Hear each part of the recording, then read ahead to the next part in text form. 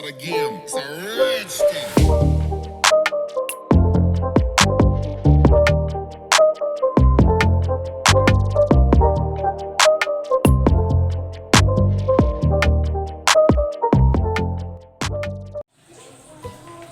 Halo teman-teman semua, kali ini kita akan membahas mengenai rekomendasi pengendalian bahaya di tambak udang.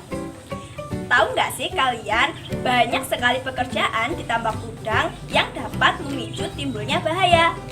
Apa saja sih pekerjaan-pekerjaan itu? Mulai dari pengangkatan lumpur, pembalikan tanah, pengapuran, pemupukan, pengisian air, penebaran bibit udang, pemberian pakan, pemeliharaan, sampai pemanenan. Dari semua proses pekerjaan tersebut, masing-masing memiliki risiko bahaya bagi pekerjanya.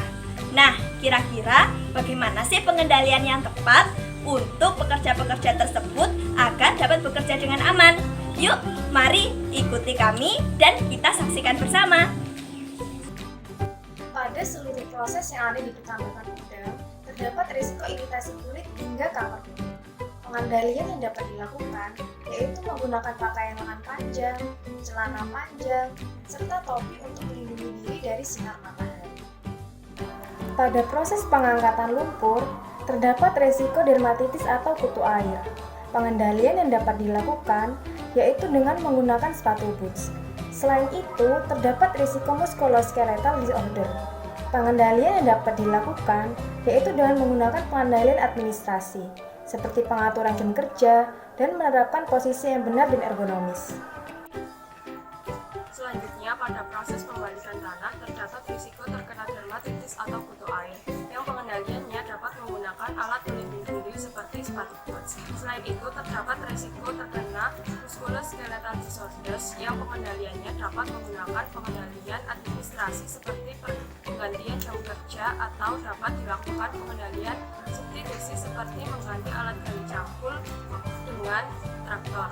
Dan yang terakhir, terdapat risiko gangguan pernafasan akibat gas beracun. Pengendaliannya yaitu eliminasi dengan membalik tanah, kemudian membiarkan tanah tersebut selama 3-5 hari agar mengering dan gas beracun yang tersisa menguap.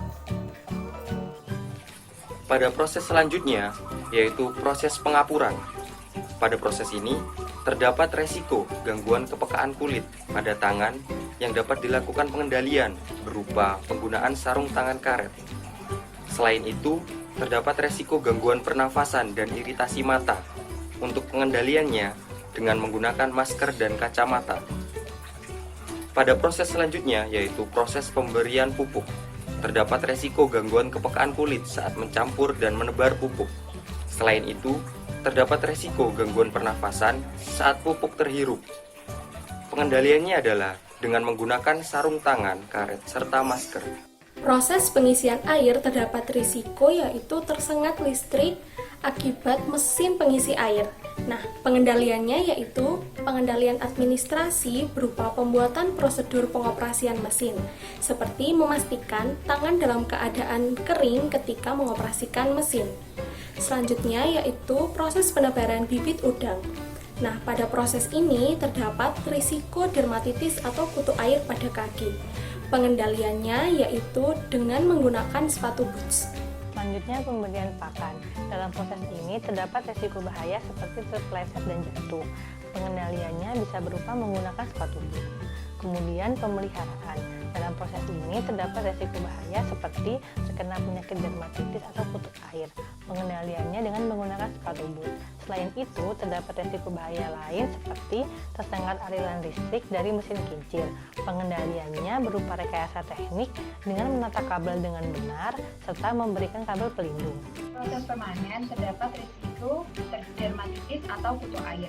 Pengendaliannya dapat dilakukan menggunakan sepatu boots. Kemudian juga terdapat risiko tersusuk kepala udang yang dapat dilakukan dengan menggunakan sarung tangan karet.